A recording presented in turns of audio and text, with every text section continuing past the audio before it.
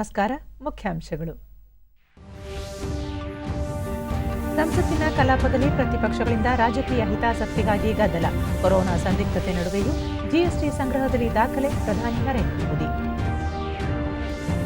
ಸಂಸತ್ತಿನ ಉಭಯ ಸದನಗಳಲ್ಲಿ ಒಲಿಂಪಿಕ್ಸ್ ವಿಜೇತರಿಗೆ ಅಭಿನಂದನೆ. ಜಲ ಯೋಜನೆಗಳಿಗೆ ಕಣಿವೆಯ ಕೆಳದಂಡೆ ಪ್ರದೇಶಗಳ ಅನುಮತಿ ಅವಶ್ಯ. ಗಜೇಂದ್ರ ಸಿಂಗ್ ಶೇಖಾವತ್. ಮೇಕೆದಾಟು ಅಣೆಕಟ್ಟು ನಿರ್ಮಾಣ ವಿಚಾರದಲ್ಲಿ ಯಾವುದೇ ರಾಜಿ ಇಲ್ಲ. ತಮಿಳುನಾಡಿನಿಂದ ಯೋಜನೆಗೆ ಅಡ್ಡಿ ಸಲ್ಲ. ಮುಖ್ಯಮಂತ್ರಿ ಬಸವರಾಜ ಬೊಮ್ಮಾಯಿ. ಮತ್ತು ರಾಜ್ಯದಲ್ಲಿಂದು 1785 ಮಂದಿಗೆ ಕೊರೋನಾ ಸೋಂಕು ದೃಢ. 1651 ಮಂದಿ ಗುಣಮುಖ. ವಾರ್ತೆಗಳ ವಿವರ. ಪ್ರಧಾನಿ ನರೇಂದ್ರ ಮೋದಿ ಉತ್ತರ ಪ್ರದೇಶದ ಪಿಎಂ ಗರೀಬ್ ಕಲ್ಯಾಣ್ ಅನ್ನ ಯೋಜನೆಯ ಫಲಾನುಭವಿಗಳೊಂದಿಗೆ ಇಂದು ವಿಡಿಯೋ ಕಾನ್ಫರೆನ್ಸ್ ಮೂಲಕ ಸಂವಾದ ನಡೆಸಿದರು. ಈ ಸಂದರ್ಭದಲ್ಲಿ ಅವರು ದೇಶದ ಆರ್ಥಿಕತೆ ಪ್ರಗತಿಯತ್ತ ನಡೆಯುತ್ತಿದೆ. ಕೊರೋನಾ ಸಂದಿಗ್ಧತೆಯ ನಡುವೆಯೂ ದೇಶ ಸ್ವಾತಂತ್ರ್ಯಗೊಂಡ ನಂತರ 1 ತಿಂಗಳಲ್ಲಿ ಸಾರ್ವಕಾಲಿಕ ದಾಖಲೆಯ ರಫ್ತು ಮಾಡಿದೆ. ದಾಖಲೆ ಪ್ರಮಾಣದಲ್ಲಿ ಜಿಎಸ್ಟಿ ತೆರಿಗೆ ಸಂಗ್ರಹಿಸಲಾಗಿದೆ. ಕೃಷಿ ಉತ್ಪನ್ನಗಳ ರಫ್ತಿನಲ್ಲಿ ಭಾರತ ಜಗತ್ತಿನ ಅಗ್ರ 10 ರಾಷ್ಟ್ರಗಳ ಪಟ್ಟಿಯಲ್ಲಿದೆ ಎಂದು ಹೇಳಿದರು. ಸಂಸತ್ತಿನಲ್ಲಿ ಪ್ರತಿಪಕ್ಷಗಳು ನಡೆಸುತ್ತಿರುವ ಗದ್ದಲವನ್ನು ಪ್ರಸ್ತಾಪಿಸಿದ ಪ್ರಧಾನಿ ಕೇವಲ ರಾಜಕೀಯ ಹಿತಾಸಕ್ತಿಗಾಗಿ ವಿರೋಧ ವ್ಯಕ್ತಪಡಿಸುತ್ತಿವೆ ಎಂದು ಟೀಕಿಸಿದರು. ದೇಶದ ಹಲವು ವಲಯಗಳಲ್ಲಿ ದಾಖಲೆ ನಿರ್ಮಿಸುತ್ತಿದ್ದರೆ ಪ್ರತಿಪಕ್ಷಗಳು ಸಂಸತ್ತಿನಲ್ಲಿ ಕಲಾಪ ಅಡ್ಡಿಪಡಿಸುವಲ್ಲಿ ನಿರತವಾಗಿದೆ ಎಂದು ಆರೋಪಿಸಿದರು. ನಮ್ಮ ಯುವಕರು ಟೋಕಿಯೋ ಒಲಿಂಪಿಕ್ಸ್ನಲ್ಲಿ ಮಹತ್ತರ ಸಾಧನೆ ಮಾಡುತ್ತಿದ್ದಾರೆ. ಈ ಸಾಧನೆ ಮತ್ತಷ್ಟು ಕ್ರೀಡಾಪಟುಗಳಿಗೆ ಉತ್ಸಾಹ ತುಂಬಲಿದೆ ಎಂದರು. ಇದೇ ಸಂದರ್ಭದಲ್ಲಿ ಪ್ರಧಾನಿ ರಾಜ್ಯದ ವಿವಿಧ ಜಿಲ್ಲೆಗಳ ಫಲಾನುಭವಿಗಳೊಂದಿಗೆ ಯೋಜನೆ ಅನುಷ್ಠಾನ ಕುರಿತು ಸಂವಾದ ನಡೆಸಿದರು. जीत का गोल के बाद गोल कर रहे हैं तो वहीं देश में कुछ लोग ऐसे भी हैं जो राजनीतिक स्वार्थ के में डूब करके ऐसी चीजें कर रहे हैं, लगता है सेल्फ गोल करने में जुटे हैं. देश क्या चाहता है, देश क्या हासिल कर रहा है, देश कैसे बदल रहा है, इसमें इनको कोई सरोकार नहीं.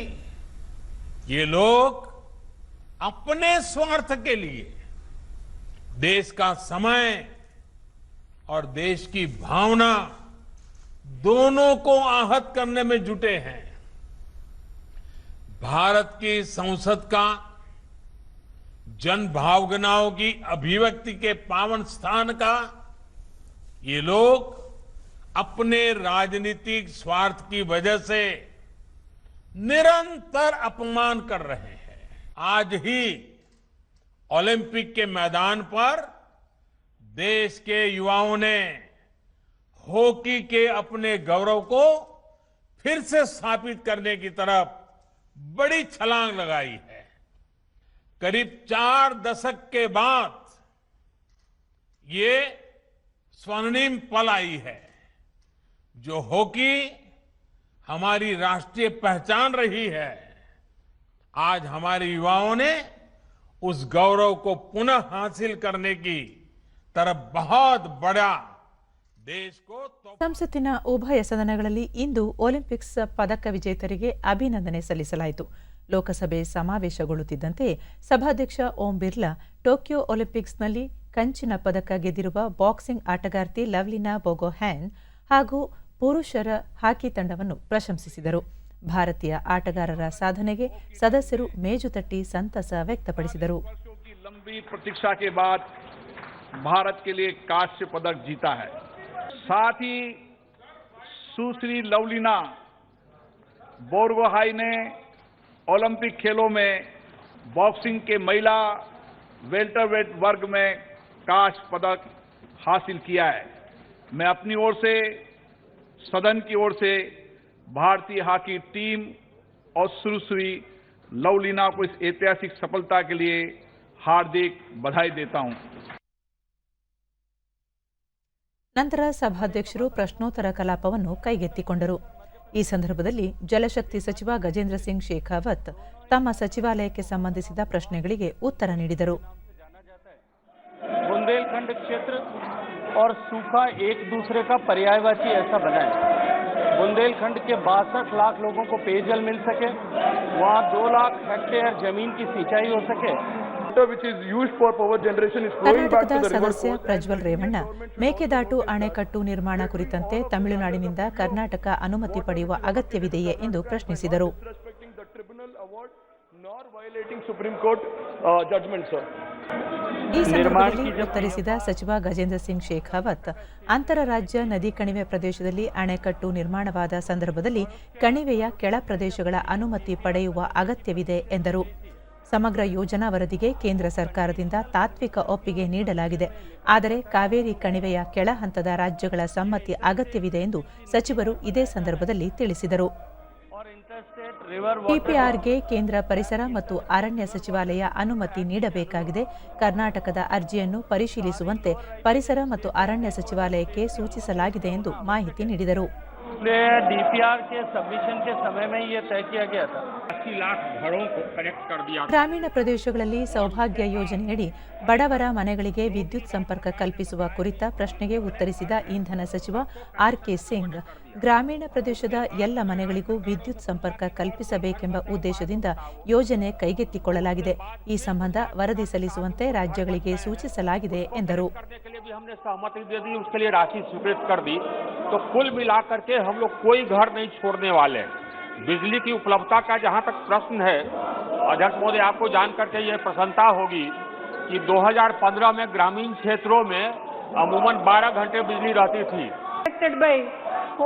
ಸಾಗರಮಾಲಾ ಯೋಜನೆ ಕುರಿತು ವೈಎಸ್ಆರ್ಪಿ ಸದಸ್ಯೆ ಬಿವಿ ಸತ್ಯವತಿ ಪ್ರಶ್ನೆಗೆ ಉತ್ತರಿಸಿದ ಬಂದರು ಮತ್ತು ಜಲಸಾರಿಗೆ ಸಚಿವ ಸರ್ಬಾನಂದ ಸೋನೋವಾಲ, ಕೋವಿಡ್-19 ಸಾಂಕ್ರಾಮಿಕದಿಂದಾಗಿ ನಿರ್ಮಾಣ ಕಾರ್ಯಗಳ ಮೇಲೆ ಪರಿಣಾಮ ಬೀರಿದೆ. ಆದರೂ ಸಹ ಹಲವು ಯೋಜನೆಗಳು ಪ್ರಗತಿಯಲ್ಲಿವೆ ಎಂದು ಹೇಳಿದರು.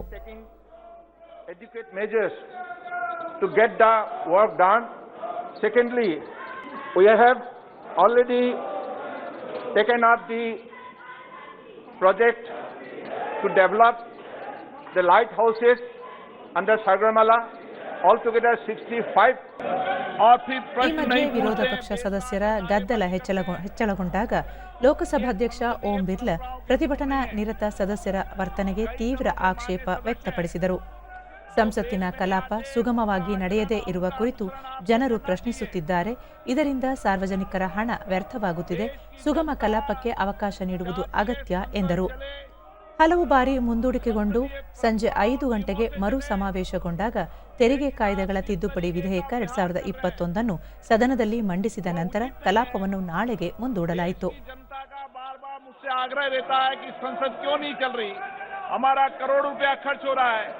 और आप संसद में नारेबाजी कर रहे हैं, ये उचित नहीं है.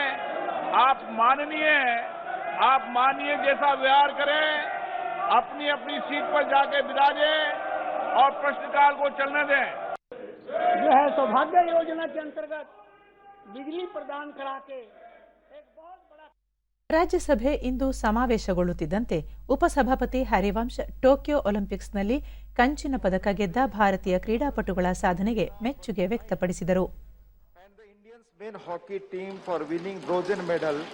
in the welterweight category of women's boxing and men's hockey events respectively in Olympic Games 2020 being held in Tokyo, Japan. With her spectacular performance, Mrs.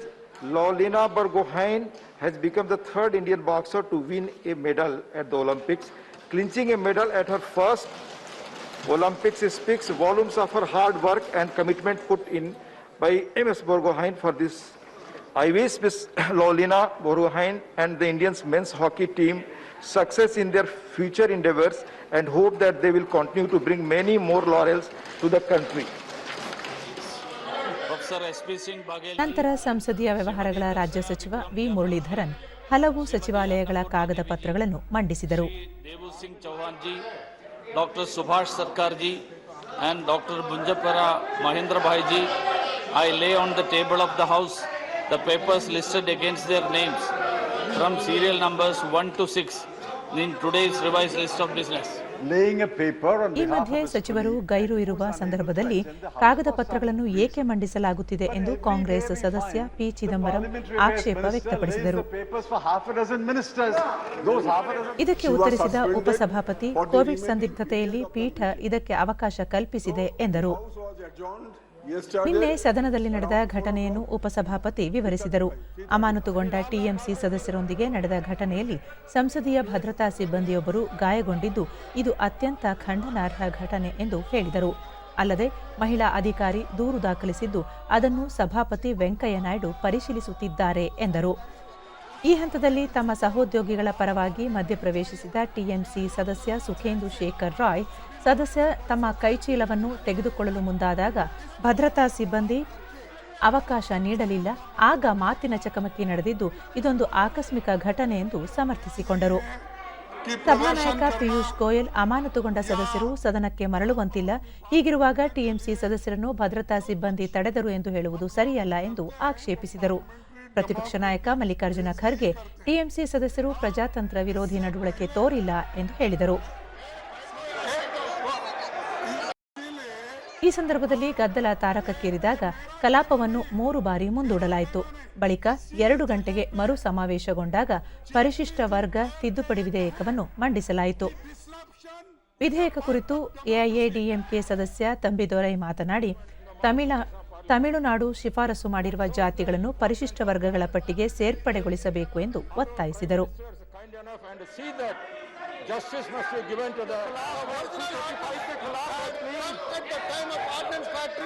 CPIM ಸದಸ್ಯ ಕೆ ಸೋಮಪ್ರಸಾದ್, ಆರ್ಜೆಡಿಯ ಮನೋಜ್ ಝಾ, ಎಎಪಿಯ ಸುಶೀಲ್ ಕೆ ಗುಪ್ತಾ ಸೇರಿದಂತೆ ಹಲವು ಸದಸ್ಯರು ವಿಧೇಯಕವನ್ನು ಬೆಂಬಲಿಸುವುದಾಗಿ ಪ್ರಕಟಿಸಿದರು. ನಂತರ ರಾಜ್ಯಸಭೆಯಲ್ಲಿ ಪರಿಸರ ಸಚಿವ ಭೂಪೇಂದ್ರ ಯಾದವ್ ರಾಷ್ಟ್ರೀಯ ರಾಜಧಾನಿ ಪ್ರದೇಶ ಹಾಗೂ ಸುತ್ತಮುತ್ತಲ ಪ್ರದೇಶಗಳಲ್ಲಿ ವಾಯು ಗುಣಮಟ್ಟ ನಿರ್ವಹಣಾ ಕುರಿತ ವಿಧೇಯಕವನ್ನು ಮಂಡಿಸಿದರು. ವಿಧೇಯಕದ ಮೇಲೆ ನಡೆದ ಚರ್ಚೆಯ ನಂತರ ಮಸೂದೆಯನ್ನು ಧ್ವನಿಮತದ ಮೂಲಕ ಅಂಗೀಕರಿಸಲಾಯಿತು. ನಂತರ ಅಗತ್ಯ ರಕ್ಷಣಾ ಸೇವೆಗಳ ವಿಧೇಯಕದ ಮೇಲೆ ನಡೆದ ಚರ್ಚೆಯಲ್ಲಿ ಹಲವು ಸದಸ್ಯರು ಪಾಲ್ಗೊಂಡರು. ಸಿಪಿಐಎಂ ಸದಸ್ಯ ಎಲಮಾರಂ ಕರೀಂ ವಿಧೇಯಕ ರಕ್ಷಣಾ ಉದ್ಯಮಗಳಲ್ಲಿನ ಕಾರ್ಮಿಕರ ಮುಷ್ಕರ ಹಾಗೂ ಪ್ರತಿಭಟನೆಯನ್ನು ನಿರ್ಬಂಧಿಸಲಿದೆ. ಇದು ಅಂತಾರಾಷ್ಟ್ರೀಯ ಕಾರ್ಮಿಕ ಸಂಘಟನೆಯ ಸನ್ನದ್ದುಗಳಿಗೆ ವಿರುದ್ಧವಾಗಿದೆ. ವಿಧೇಯಕವನ್ನು ಆಯ್ಕೆ ಸಮಿತಿಗೆ ಕಳುಹಿಸಬೇಕೆಂದು ಒತ್ತಾಯಿಸಿದರು. ವಿಧೇಯಕ ಅಂಗೀಕಾರಗೊಂಡ ನಂತರ ಕಲಾಪವನ್ನು ನಾಳೆಗೆ ಮುಂದೂಡಲಾಯಿತು. The House stands adjourned to meet at 11 hours on Friday, the 6th August 2021. ಭಾರತದಲ್ಲಿರುವ ಬ್ರಿಟಿಷ್ ರಾಯಭಾರಿ ಅಲೆಕ್ಸ್ ಎಲಿಸ್ ಅವರು ಬೆಂಗಳೂರಿನಲ್ಲಿಂದು ಮುಖ್ಯಮಂತ್ರಿ ಬಸವರಾಜ ಬೊಮ್ಮಾಯಿ ಅವರನ್ನು ಭೇಟಿ ಮಾಡಿ ಹಲವು ವಿಷಯಗಳ ಕುರಿತು ಸಮಾಲೋಚನೆ ನಡೆಸಿದರು. ಆರೋಗ್ಯ, ಶಿಕ್ಷಣ, ಹವಾಮಾನ ಬದಲಾವಣೆಗೆ ಸಂಬಂಧಿಸಿದಂತೆ ಪರಸ್ಪರ ಸಹಯೋಗದೊಂದಿಗೆ ಕಾರ್ಯನಿರ್ವಹಿಸುವ ಕುರಿತು ಚರ್ಚೆ ನಡೆಸಿದರು. ಈ ಸಂದರ್ಭದಲ್ಲಿ ಬೆಂಗಳೂರಿನಲ್ಲಿರುವ ಬ್ರಿಟಿಷ್ ರಾಯಭಾರಿ ಜೆರೆಮಿ ಬೆಡ್ಫೋರ್ಡೆ, ಸಚಿವರಾದ R Ashoka, doctor CN Ashwathnarayan, ರಾಜ್ಯ ಸರ್ಕಾರದ ಹಿರಿಯ ಅಧಿಕಾರಿಗಳು ಉಪಸ್ಥಿತರಿದ್ದರು. ಈ ವೇಳೆ ಮುಖ್ಯಮಂತ್ರಿ ಬಸವರಾಜ ಬೊಮ್ಮಾಯಿ, ರಾಜ್ಯದಲ್ಲಿ ಹೂಡಿಕೆ ಸ್ನೇಹಿ ವಾತಾವರಣವಿದೆ, ಕೈಗಾರಿಕೋದ್ಯಮಗಳ ಸ್ಥಾಪನೆಗೆ ತ್ವರಿತ ಅನುಮತಿ ನೀಡುವ ವ್ಯವಸ್ಥೆ ಜಾರಿಯಲ್ಲಿದೆ, ತಂತ್ರಜ್ಞಾನ ಕ್ಷೇತ್ರದಲ್ಲಿ ಕರ್ನಾಟಕ ಮುನ್ನಡೆ ಸಾಧಿಸಿರುವ ರಾಜ್ಯವಾಗಿದೆ, ಅತ್ಯುತ್ತಮ ಕುಶಲ ಮಾನವ ಸಂಪನ್ಮೂಲವನ್ನು ಹೊಂದಿದೆ, ಇಂಗ್ಲೆಂಡ್ ಮೂಲದ ಹಲವು ಪ್ರತಿಷ್ಠಿತ ಕಂಪನಿಗಳಿಗೆ ರಾಜ್ಯ ಅತ್ಯುತ್ತಮ ತಾಣವಾಗಿದೆ, ಹಲವು ಕಂಪನಿಗಳು ಈಗಾಗಲೇ ಹೂಡಿಕೆ ಮಾಡಿದ್ದು ಮತ್ತಷ್ಟು ಹೂಡಿಕೆದಾರರು ರಾಜ್ಯದಲ್ಲಿ ಹೂಡಿಕೆ ಮಾಡುವಂತೆ ಬ್ರಿಟಿಷ್ ರಾಯಭಾರಿಗೆ ಮನವಿ ಮಾಡಿದರು. ಬೆಂಗಳೂರು ಸಂಚಾರ ನಿರ್ವಹಣೆ ಸಂಬಂಧ ಇಂಗ್ಲೆಂಡ್ ಸಹಯೋಗ ಕುರಿತಂತೆಯೂ ಸಭೆಯಲ್ಲಿ ಚರ್ಚೆ ನಡೆಸಲಾಯಿತು. ರಾಷ್ಟ್ರೀಯ ಶಿಕ್ಷಣ ನೀತಿ ಜಾರಿಗೊಳಿಸುವ ಸಂದರ್ಭದಲ್ಲಿ ಇಂಗ್ಲೆಂಡ್ ಸಹಕಾರ ಪಡೆಯುವ ಸಂಬಂಧವೂ ಚರ್ಚೆ ನಡೆಸಲಾಯಿತು. ಚಿಕ್ಕಬಳ್ಳಾಪುರ ವಿಧಾನಸಭಾ ಕ್ಷೇತ್ರದಲ್ಲಿ ಕೋವಿಡ್ ಸೋಂಕಿನಿಂದ ಮೃತಪಟ್ಟವರ ಕುಟುಂಬದ ಸದಸ್ಯರಿಗೆ ಆಸರೆ ಕಾರ್ಯಕ್ರಮದಡಿ 1 ಲಕ್ಷ ರೂಪಾಯಿ ಸಹಾಯಧನವನ್ನು ಸಚಿವ ಡಾ ಕೆ ಸುಧಾಕರ್ ವಿತರಿಸಿ ಸಾಂತ್ವನ ಹೇಳಿದರು. ಈ ವೇಳೆ ಅವರು ಜಿಲ್ಲೆಯಲ್ಲಿ ಕೋವಿಡ್ ಸೋಂಕು ಸಂಖ್ಯೆ ಮತ್ತು ಸಾವಿನ ಪ್ರಮಾಣ ನಿಯಂತ್ರಣದಲ್ಲಿದೆ ಎಂದು ತಿಳಿಸಿದರು. ಬೇರೆ ಜಿಲ್ಲೆಗಳಿಗೆ ಹೋಲಿಸಿದರೆ ಚಿಕ್ಕಬಳ್ಳಾಪುರದಲ್ಲಿ ಕೋವಿಡ್ ನಿಯಂತ್ರಣಕ್ಕೆ ಬಂದಿದೆ. ಕಳೆದ 14 ದಿನಗಳಿಂದ ಪಾಸಿಟಿವಿಟಿ ದರ 2ಕ್ಕಿಂತ ಜಾಸ್ತಿ ಇಲ್ಲ. 3ನೇ ಅಲೆ ಮುನ್ಸೂಚನೆ ಹಿನ್ನೆಲೆಯಲ್ಲಿ ಅಗತ್ಯ ಕ್ರಮ ಕೈಗೊಳ್ಳಲಾಗಿದೆ ಎಂದು ತಿಳಿಸಿದರು. ಗುಡಿಬಂಡೆ, ಬಾಗೇಪಲ್ಲಿ, ಚಿಂತಾಮಣಿ, ಗೌರಿಬಿದನೂರು, ಶಿಡ್ಲಘಟ್ಟ, ಚಿಕ್ಕಬಳ್ಳಾಪುರ ಜಿಲ್ಲಾ ಕೇಂದ್ರಗಳಲ್ಲಿ ಆಕ್ಸಿಜನ್ ಘಟಕಗಳನ್ನು ನಿರ್ಮಿಸಲಾಗಿದೆ ಎಂದರು. ಮುಂದಿನ 1 ತಿಂಗಳೊಳಗೆ 1 ಕೋಟಿ ಲಸಿಕೆ ಬೇಡಿಕೆ ಇಡಲಾಗಿದೆ. ರಾಜ್ಯದಲ್ಲಿ ಇದುವರೆಗೆ 3.9 ಕೋಟಿ ಡೋಸ್ ಲಸಿಕೆ ನೀಡಲಾಗಿದ್ದು, ಆಗಸ್ಟ್ ಅಂತ್ಯಕ್ಕೆ 4 ಕೋಟಿ ಹಾಗೂ ಸೆಪ್ಟೆಂಬರ್ ಅಂತ್ಯಕ್ಕೆ 5 ಕೋಟಿ ಡೋಸ್ ಲಸಿಕೆ ನೀಡುವ ಗುರಿಯನ್ನು ಸರ್ಕಾರ ಹೊಂದಿದೆ ಎಂದರು. ಕಾವೇರಿ ನದಿಗೆ ಅಡ್ಡಲಾಗಿ ಮೇಕೆದಾಟುವಿನಲ್ಲಿ ಅಣೆಕಟ್ಟು ನಿರ್ಮಾಣ ವಿಚಾರದಲ್ಲಿ ಯಾವುದೇ ರಾಜಿ ಇಲ್ಲ ಎಂದು ಮುಖ್ಯಮಂತ್ರಿ ಬಸವರಾಜ ಬೊಮ್ಮಾಯಿ ಹೇಳಿದ್ದಾರೆ. ಬೆಂಗಳೂರಿನಲ್ಲಿಂದು ಅವರು ಮೇಕೆದಾಟು ಯೋಜನೆ ಕುಡಿಯುವ ನೀರು, ವಿದ್ಯುತ್ ಉತ್ಪಾದನೆ ಮತ್ತು ಸಂಕಷ್ಟ ಪರಿಸ್ಥಿತಿಯಲ್ಲಿ ನೀರು ಹಂಚಿಕೆಗೆ ಅನುಕೂಲವಾಗಲಿ ಎಂಬ ಕಾರಣಕ್ಕೆ ಜಾರಿಗೊಳಿಸಲಾಗುತ್ತಿದೆ. ಆದರೆ ತಮಿಳುನಾಡಿನ ಪಕ್ಷಗಳು ಈ ವಿಚಾರವನ್ನು ರಾಜಕೀಯಗೊಳಿಸುತ್ತಿವೆ ಎಂದರು. ದೆಹಲಿ ಭೇಟಿ ಸಂದರ್ಭದಲ್ಲಿ ರಾಜ್ಯ ಸಂಸದರ ನಿಯೋಗ ಕೇಂದ್ರ ಜಲಶಕ್ತಿ ಸಚಿವರನ್ನು ಭೇಟಿ ಮಾಡಿ ಯೋಜನೆ ಜಾರಿ ಕುರಿತಂತೆ ವಿಸ್ತೃತವಾಗಿ ಚರ್ಚಿಸಿದೆ. ಈ ಕುರಿತು ಸಮಗ್ರ ಯೋಜನಾ ವರದಿಗೆ ಶೀಘ್ರ ಅನುಮತಿ ದೊರೆಯಲಿದ್ದು, ವಿವಿಧ ಇಲಾಖೆಗಳ ಅನುಮತಿ ಸಿಗುವ ವಿಶ್ವಾಸವಿದೆ. ಈ ಹಿನ್ನೆಲೆಯಲ್ಲಿ ಅನುಮತಿ ಸಿಕ್ಕಿದ ತಕ್ಷಣ ಕಾಮಗಾರಿ ಆರಂಭಿಸಲಾಗುವುದು ಎಂದು ಹೇಳಿದರು. ನೀರನ್ನು ಹಂಚಿಕೆ ಮಾಡಬಹುದು ಅನ್ನುವಂಥದ್ದು ಎಲ್ಲರೂ ಕೂಡ ಗೊತ್ತಿದೆ. ಮೊನ್ನೆ ನಾನು ಜಲಶಕ್ತಿ ಮಂತ್ರಿಗಳಿಗೆ ಭೇಟಿಯಾಗಿ ನಮ್ಮ ಸಂಸದರ ನಿಯೋಗವೂ ಕೂಡ ಹೋಗಿ ಒತ್ತಾಯ ಮಾಡಿದ್ದೇವೆ. ನನಗೆ ವಿಶ್ವಾಸ ಇದೆ, ಆದಷ್ಟು ಬೇಗನೆ ಅದಕ್ಕೆ DPRಗೆ ಅನುಮತಿ ಸಿಗ್ತದೆ ಮತ್ತು ಬೇರೆ ಬೇರೆ ಕ್ಲಿಯರೆನ್ಸ್ ಏನಿದೆ ಅವು ಕೂಡ ಸಿಗ್ತದೆ. ಸಿಕ್ಕ ತಕ್ಷಣವೇ ನಾವು ಕಾಮಗಾರಿ ಮಾಡೋದು ಸಿದ್ಧ. ಇದರಲ್ಲಿ ಯಾವುದೇ ರಾಜಿ ಇಲ್ಲ. ಮತ್ತು ಯಾರಾದರೂ ಪ್ರೊಟೆಸ್ಟ್ ಮಾಡ್ತಾ ಇದ್ದರೆ ಅದು ನಮಗೆ ಸಂಬಂಧ ಇಲ್ಲ. ರಾಜಕಾರಣಕ್ಕೆ ಮಾಡ್ತಾ ಇದ್ದಾರೆ, ನಾವು ಲೆಕ್ಕಕ್ಕೆ ತಗೊಳ್ಳೋದಿಲ್ಲ. ರಾಜ್ಯದಲ್ಲಿ ಇಂದು ಹೊಸದಾಗಿ 1785 ಕೋವಿಡ್ ಪ್ರಕರಣಗಳು ದೃಢಪಟ್ಟಿದ್ದು, ಇದರೊಂದಿಗೆ ಒಟ್ಟು ಸೋಂಕು ಪ್ರಕರಣಗಳ ಸಂಖ್ಯೆ 29,13,512ಕ್ಕೆ ಏರಿಕೆಯಾಗಿದೆ.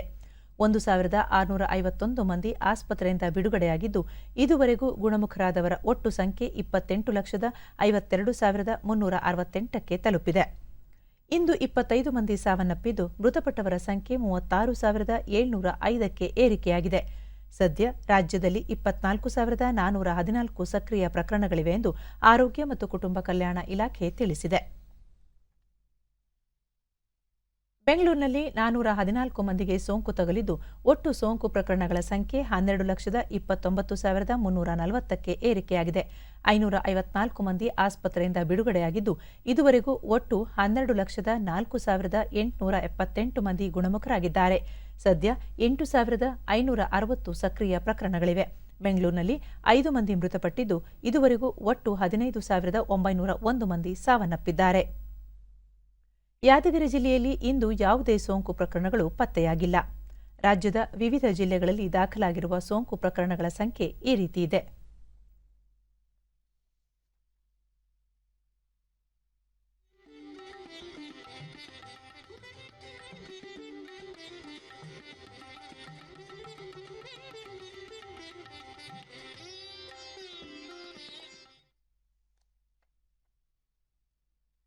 ಕೋವಿಡ್ ಸೋಂಕಿನಿಂದಾಗಿ ಬೀದಿ ಬದಿಯ ವ್ಯಾಪಾರಿಗಳ ಜೀವನೋಪಾಯದ ಮೇಲೆ ಸಾಕಷ್ಟು ಪರಿಣಾಮ ಬೀರಿತ್ತು.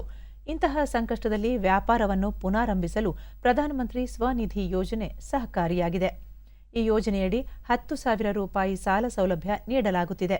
ರಾಯಚೂರು ಜಿಲ್ಲೆಯ ಬೀದಿ ಬದಿಯ ವ್ಯಾಪಾರಿಗಳು ಈ ಯೋಜನೆ ಲಾಭ ಪಡೆದ ಸಾಕಷ್ಟು ಫಲಾನುಭವಿಗಳು ಸಾಲ ಮರುಪಾವತಿ ಮಾಡುವಲ್ಲಿ ಯಶಸ್ವಿಯಾಗಿದ್ದಾರೆ.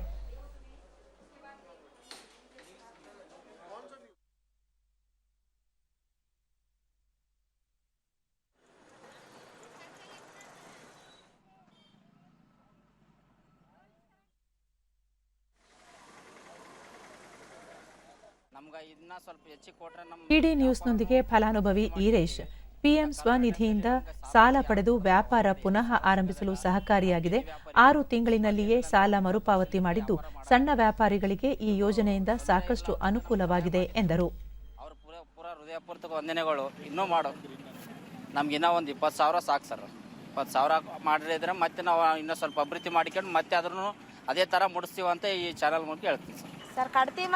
ಮತ್ತೋರ್ವ ಫಲಾನುಭವಿ ಜಮುನಾ, ಲಾಕ್ಡೌನ್ನಿಂದಾಗಿ ವ್ಯಾಪಾರವಿಲ್ಲದೆ ಜೀವನ ನಿರ್ವಹಣೆ ಕಷ್ಟವಾಗಿತ್ತು.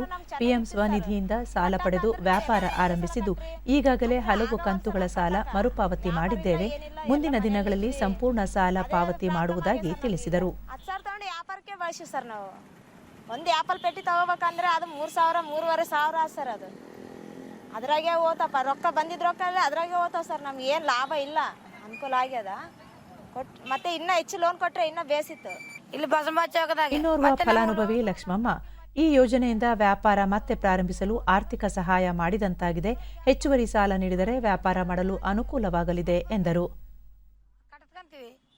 2341 ಬೀದಿ ರಾಯಚೂರು ನಗರಸಭೆ ಅಧಿಕಾರಿ ಓಂಕಾರ್ ನಗರಸಭೆ ವ್ಯಾಪ್ತಿಯಲ್ಲಿ 2341 ವ್ಯಾಪಾರಿಗಳಿಗೆ ಸಾಲ ನೀಡಲು ನಿಗದಿಪಡಿಸಿದ್ದು ಈಗಾಗಲೇ 1957 ಫಲಾನುಭವಿಗಳಿಗೆ ಸಾಲ ಮಂಜೂರಾಗಿ ಖಾತೆಗೆ ಹಣ ವರ್ಗಾವಣೆಯಾಗಿದೆ.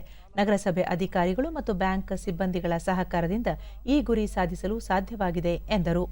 ವರ್ಗಾವಣೆ ಮಾಡಿ ಶೇಕಡ 83.60% ನಾವು ಈ ಸಾಧನೆಯನ್ನು ಮಾಡಿವಿ. ನಗರಸಭೆಯಿಂದ ಬೀದಿ ಬದಿ ವ್ಯಾಪಾರ ಮಾಡಲು ರೊಕ್ಕ ಇರೋದಿಲ್ಲ. ಭಾರತೀಯ ಸ್ಟೇಟ್ ಬ್ಯಾಂಕ್ ಶಾಖೆಯ lead bank manager Babu Balaganur ಬೀದಿ ಬದಿಯ ವ್ಯಾಪಾರಿಗಳಿಗೆ ಕಿರು ಸಾಲ ನೀಡುವ ಮೂಲಕ ಅವರಿಗೆ ಉತ್ತೇಜನ ನೀಡುವುದು ಈ ಯೋಜನೆಯ ಉದ್ದೇಶವಾಗಿದ್ದು, ಇದರ ಸದುಪಯೋಗ ಪಡೆಯಲು ಆಧಾರ್ ಕಾರ್ಡ್, ಬೀದಿ ಬದಿ ವ್ಯಾಪಾರಿ ಎಂಬ ಸರ್ಟಿಫಿಕೇಟ್ ಸೇರಿದಂತೆ ಇತರ ದಾಖಲೆ ನೀಡಿ ಸಾಲ ಪಡೆಯಬಹುದು. ಈ ಯೋಜನೆ 2022ರವರೆಗೂ ಜಾರಿಯಲ್ಲಿರಲಿದೆ ಎಂದರು. ಮತ್ತೆ ಬಿಸ್ನೆಸ್ ಸ್ಟಾರ್ಟ್ ಮಾಡೋದು, ಆಮೇಲೆ ಡಿಜಿಟಲ್ ಟ್ರಾನ್ಸಾಕ್ಷನ್ ಕೂಡ ಜಾಸ್ತಿ ಮಾಡಬೇಕು. ಈ ಪ್ರತಿಯೊಬ್ಬರು ಅವರಿಗೆ QR ಅಂತ ಕೊಡ್ತೀವಿ ನಾವು ಬೀದಿ ಬದಿ ವ್ಯಾಪಾರಗಳಿಗೆ. ಮೀನು ಸಾಕಾಣಿಕೆಯಲ್ಲಿ ಹೊಸ ಪ್ರಯೋಗವನ್ನು ಅನುಸರಿಸುವ ಮೂಲಕ ವಿಜಯಪುರ ಜಿಲ್ಲೆಯ ರಾಜಾ ಅಹಮದ್ ಎಂಬ ರೈತ ತಮ್ಮ ವಾರ್ಷಿಕ ಆದಾಯವನ್ನು ಹೆಚ್ಚಿಸಿಕೊಂಡು ಇತರೆ ರೈತರಿಗೆ ಮಾದರಿಯಾಗಿದ್ದಾರೆ. ತಮ್ಮ 1 ಎಕರೆ ಜಮೀನಿನಲ್ಲಿ ಕೃಷಿ ಹೊಂಡದಲ್ಲಿ ಬಯೋಫ್ಲೋಕ್ ಮಾದರಿಯ ಮೀನು ಸಾಕಾಣಿಕೆಯ ಹೊಸ ಪ್ರಯೋಗದಲ್ಲಿ ಯಶಸ್ಸು ಸಾಧಿಸಿದ್ದಾರೆ.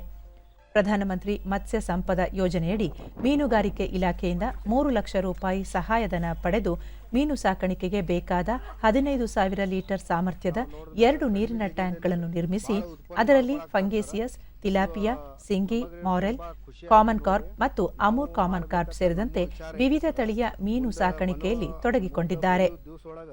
ಡಿಡಿ ನ್ಯೂಸ್ನೊಂದಿಗೆ ರಾಜಾ ಅಹಮದ್ ಹುಲ್ಲೂರ್ ಲಾಕ್ಡೌನ್ ವೇಳೆಯಲ್ಲಿ ಮೀನು ಸಾಕಣೆ ಮಾಡುವ ಕುರಿತು ಮೀನುಗಾರಿಕೆ ಇಲಾಖೆಯಿಂದ ತರಬೇತಿ ಪಡೆದಿದ್ದೇನೆ. ನೂತನ ಮಾದರಿ ಅನುಸರಿಸಿ ಮೀನುಗಾರಿಕೆಯಲ್ಲಿ ಹೆಚ್ಚಿನ ಲಾಭ ಪಡೆಯುತ್ತಿದ್ದೇನೆ ಎಂದರು. ज़्यादा ಮೇಂಟೆನೆನ್ಸ್ ಇಲ್ಲ ಸರ್. ಒಂದು ಮನುಷ್ಯ ಇದ್ರ ಅಂದ್ರೂ ಖಲಾಸ ಮಿನಿಮಮ್ ಇದು ನೋಡಿದರೆ ಅಂದ್ರೆ ಭಾಳ ಖುಷಿ ನಮಗೆ ಅನಿಸ್ಲಾಗ್ತದೆ ಸರ್. ಏನು ಮಾಡಬೇಕಪ್ಪ ಅಂತ ಹೇಳಿ ಮತ್ತೋರ್ವ ರೈತ ಫಯಾಜ್ ಗೌಂಡಿ ಕಡಿಮೆ ಸ್ಥಳಾವಕಾಶದಲ್ಲಿ ಲಾಭದಾಯಕ ಆದಾಯ ತಂದುಕೊಡುವ ಮೀನು ಸಾಕಾಣಿಕೆಯನ್ನು ಮುಂದಿನ ದಿನಗಳಲ್ಲಿ ಆರಂಭಿಸುವ ಉದ್ದೇಶವನ್ನು ಹೊಂದಿದ್ದೇನೆ ಎಂದು ತಿಳಿಸಿದರು.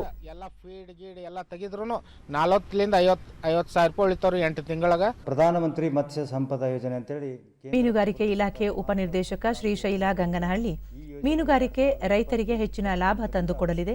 ಈ ನಿಟ್ಟಿನಲ್ಲಿ ಕೃಷಿಕರು ಪ್ರಧಾನಮಂತ್ರಿ ಮತ್ಸ್ಯ ಸಂಪದ ಯೋಜನೆಯ ಸದುಪಯೋಗ ಪಡೆದುಕೊಳ್ಳಬೇಕು ಎಂದು ಹೇಳಿದರು. ಯೋಜನೆಯಲ್ಲಿ ಸುಮಾರು 14 ರಿಂದ 15 ಬಯೋಫ್ಲಾಕ್ ಅಂತೇಳಿ ಒಂದು ಹೊಸ ಕಾನ್ಸೆಪ್ಟು. ಬಯೋಫ್ಲಾಕ್ ಅಂತಂದರೆ ಇದರದ್ದು ಮೇನ್ ಕಾನ್ಸೆಪ್ಟ್ ಅಂತಂದರೆ ಫ್ಲಾಕ್ ಎನ್ವೈರ್ಮೆಂಟನ್ನು ನೀರಲ್ಲಿ ಇದು ಮಾಡಿಕೊಂಡು ಪ್ರೋಬಯೋಟಿಕ್ ಯೂಸ್ ಮಾಡಿ ಇದು ಕಡಿಮೆ ಜಾಗದಲ್ಲಿ ಹೆಚ್ಚು ಮೀನು ಉತ್ಪಾದನೆಯನ್ನು ಮಾಡ್ಬೋದು. ಟೋಕಿಯೋದಲ್ಲಿ ನಡೆಯುತ್ತಿರುವ ಒಲಿಂಪಿಕ್ಸ್ನ ಕುಸ್ತಿ ವಿಭಾಗದ ಫೈನಲ್ನಲ್ಲಿಂದು ಭಾರತದ ರವಿಕುಮಾರ್ ದಹಿಯಾ ಬೆಳ್ಳಿ ಪದಕ ಮುಡಿಗೇರಿಸಿಕೊಂಡಿದ್ದಾರೆ. ಪುರುಷರ 57 ಕೆಜಿ ವಿಭಾಗದ ಫೈನಲ್ನಲ್ಲಿ ರವಿಕುಮಾರ್ ರಷ್ಯಾದ ಜಬೂರ್ ಉಗುವೆ ಎದುರು ಸೋಲು ಅನುಭವಿಸಿದರೂ ಸಹ ರಜತ ಪದಕಕ್ಕೆ ಭಾಜನರಾದರು. ಕುಸ್ತಿಯಲ್ಲಿ ಬೆಳ್ಳಿ ಪದಕ ಗೆದ್ದಿರುವ ರವಿಕುಮಾರ್ ದಹಿಯಾ ಅವರಿಗೆ ರಾಷ್ಟ್ರಪತಿ, ಪ್ರಧಾನಿ ಹಾಗೂ ಕೇಂದ್ರ ಕ್ರೀಡಾ ಸಚಿವ ಅನುರಾಗ್ ಸಿಂಗ್ ಠಾಕೂರ್ ಸೇರಿದಂತೆ ಗಣ್ಯರು ಅಭಿನಂದಿಸಿದ್ದಾರೆ. ರಾಷ್ಟ್ರಪತಿ ರಾಮನಾಥ್ ಕೋವಿಂದ್ ಬೆಳ್ಳಿ ಪದಕ ವಿಜೇತ ರವಿಕುಮಾರ್ ಭಾರತದ ಹೆಮ್ಮೆಯ ಕ್ರೀಡಾಪಟು. ಅವರು ಪದಕದೊಂದಿಗೆ ಮರಳುತ್ತಿರುವುದು ಸಂತಸ ತಂದಿದೆ ಎಂದು ತಮ್ಮ ಟ್ವೀಟ್ ಸಂದೇಶದಲ್ಲಿ ತಿಳಿಸಿದ್ದಾರೆ. ರವಿಕುಮಾರ್ ದಹಿಯಾ ಅಸಾಮಾನ್ಯ ಕುಸ್ತಿಪಟು ಎಂದು ಶ್ಲಾಘಿಸಿರುವ ಪ್ರಧಾನಿ ನರೇಂದ್ರ ಮೋದಿ ಅವರ ಹೋರಾಟದ ಸ್ಫೂರ್ತಿ ಹಾಗೂ ದೃಢತೆ ಅದ್ಭುತ ಎಂದು ಶ್ಲಾಘಿಸಿ ಅಭಿನಂದಿಸಿದ್ದಾರೆ. ಕೇಂದ್ರ ಕ್ರೀಡಾ ಸಚಿವ ಅನುರಾಗ್ ಸಿಂಗ್ ಠಾಕೂರ್ ಬೆಳ್ಳಿ ಪದಕ ವಿಜೇತ ರವಿಕುಮಾರ್ ದಹಿಯಾ ಅವರನ್ನು ಅಭಿನಂದಿಸಿದ್ದಾರೆ. ಈ ಮಧ್ಯೆ ಪುರುಷರ ಹಾಕಿಯಲ್ಲಿ ಭಾರತ ತಂಡ ಹೊಸ ಇತಿಹಾಸ ಬರೆದಿದೆ. ಇಂದು ನಡೆದ ಪಂದ್ಯದಲ್ಲಿ ಜರ್ಮನಿ ತಂಡವನ್ನು 5-4 ಗೋಲುಗಳ ಅಂತರದಿಂದ ಸೋಲಿಸಿ ಕಂಚಿನ ಪದಕ ಗೆದ್ದುಕೊಂಡಿದೆ. ಈ ಮೂಲಕ 41 ವರ್ಷಗಳ ಬಳಿಕ ಹಾಕಿಯಲ್ಲಿ ಭಾರತಕ್ಕೆ ಪದಕವನ್ನು ತಂದುಕೊಟ್ಟ ಕೀರ್ತಿಗೆ ಮನ್ಪ್ರೀತ್ ಸಿಂಗ್ ನಾಯಕತ್ವದ ಪುರುಷರ ಹಾಕಿ ತಂಡ ಭಾಜನವಾಗಿದೆ. ಕೊನೆಯಲ್ಲಿ ಮತ್ತೊಮ್ಮೆ ಮುಖ್ಯಾಂಶಗಳು. ಸಂಸತ್ತಿನ ಕಲಾಪದಲ್ಲಿ ಪ್ರತಿಪಕ್ಷಗಳಿಂದ ರಾಜಕೀಯ ಹಿತಾಸಕ್ತಿಗಾಗಿ ಗದ್ದಲ. ಕೊರೋನಾ ಸಂದಿಗ್ಧತೆ ನಡುವೆಯೂ ಜಿಎಸ್ಟಿ ಸಂಗ್ರಹದಲ್ಲಿ ದಾಖಲೆ, ಪ್ರಧಾನಿ ನರೇಂದ್ರ ಮೋದಿ. ಸಂಸತ್ತಿನ ಉಭಯ ಸದನಗಳಲ್ಲಿ ಒಲಿಂಪಿಕ್ಸ್ ವಿಜೇತರಿಗೆ ಅಭಿನಂದನೆ. ಜಲ ಯೋಜನೆಗಳಿಗೆ ಕಣಿವೆಯ ಕೆಳದಂಡೆ ಪ್ರದೇಶಗಳ ಅನುಮತಿ ಅವಶ್ಯ, ಗಜೇಂದ್ರ ಸಿಂಗ್ ಶೇಖಾವತ್. ಮೇಕೆದಾಟು ಅಣೆಕಟ್ಟು ನಿರ್ಮಾಣ ವಿಚಾರದಲ್ಲಿ ಯಾವುದೇ ರಾಜಿ ಇಲ್ಲ, ತಮಿಳುನಾಡಿನಿಂದ ಯೋಜನೆಗೆ ಅಡ್ಡಿ ಸಲ್ಲ, ಮುಖ್ಯಮಂತ್ರಿ ಬಸವರಾಜ ಬೊಮ್ಮಾಯಿ. ಮತ್ತು ರಾಜ್ಯದಲ್ಲಿಂದು 1,785 ಮಂದಿಗೆ ಕೊರೋನಾ ಸೋಂಕು ದೃಢ, 1,651 ಮಂದಿ ಗುಣಮುಖ. ನಮ್ಮ ವಾರ್ತಾ ಪ್ರಸಾರವನ್ನು ನೀವು ಡಿಡಿ ಚಂದನ ನ್ಯೂಸ್ ಯೂಟ್ಯೂಬ್ ಚಾನೆಲ್ನಲ್ಲೂ ವೀಕ್ಷಿಸಬಹುದು. ವೀಕ್ಷಕರೇ, ಈಗ ನಾನು ಸ್ಟುಡಿಯೋದಿಂದ ತೆರಳುತ್ತಿರುವ ಕಾರಣ ಮಾಸ್ಕ್ ಧರಿಸುತ್ತಿದ್ದೇನೆ. ನೀವು ಸಹ ಮನೆಯಿಂದ ಹೊರ ಹೋಗುವ ಮುನ್ನ ಸರಿಯಾದ ಕ್ರಮದಲ್ಲಿ ಮಾಸ್ಕ್ ಧರಿಸಿ.